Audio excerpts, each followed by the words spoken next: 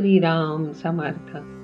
सद्गुरू श्री ब्रह्मचैतन्य महाराज गोंदवलेकर यांचे प्रवचन दिनांक 17 एप्रिल. संत तू भगवंताचा आहेस ही जाणीव देतात.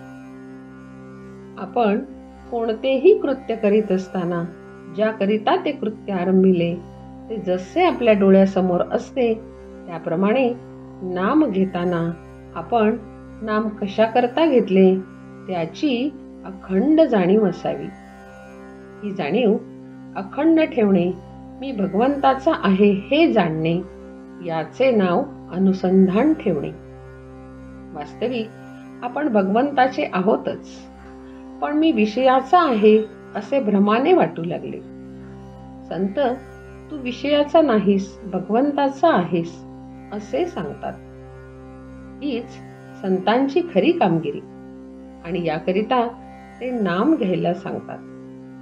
नाम घेणे म्हणजे मी विषयाचा नाही, भगवंताचा आहे असे मनाला सांगणे आणि मनात तशी जाणीव उत्पन्न करणे आणि ही जाणीव टिकविण्याकरता पुन्हा पुन्हा मनाला तेच सांगणे म्हणजे तेच नाम सतत घेणे.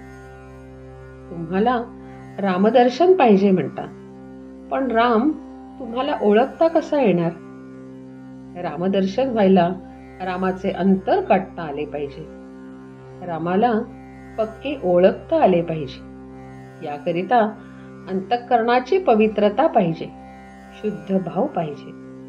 सर्व काही साधने केली पण भाव नसेल तर ती व्यर्थ होतात.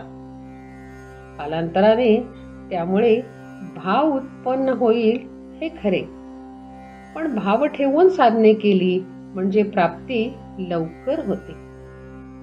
नवविधा भक्तीमध्ये सोपी आणि मुख्य भक्ती म्हणजे अर्पण करणे ही होय. आपण सर्वस्वी देवाचे होऊन राहावे म्हणजे आपण जे काही करतो ते सर्व अर्पणच होते.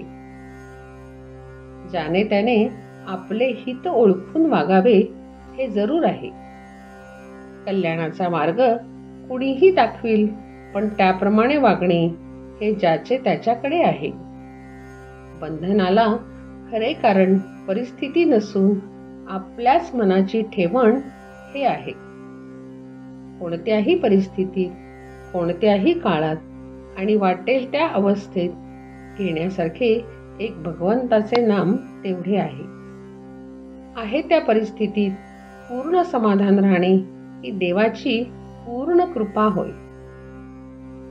अग्नीचा उपयोग तो करून घेणाऱ्यावर आहे, तसा देवाचा उपयोग जसा करावा तसा होतो. परमेश्वराच्या ध्यानाने सिद्धी येतात आणि सिद्धी तर त्याज्य. मग परमेश्वराचे ध्यान करूच नये की काय?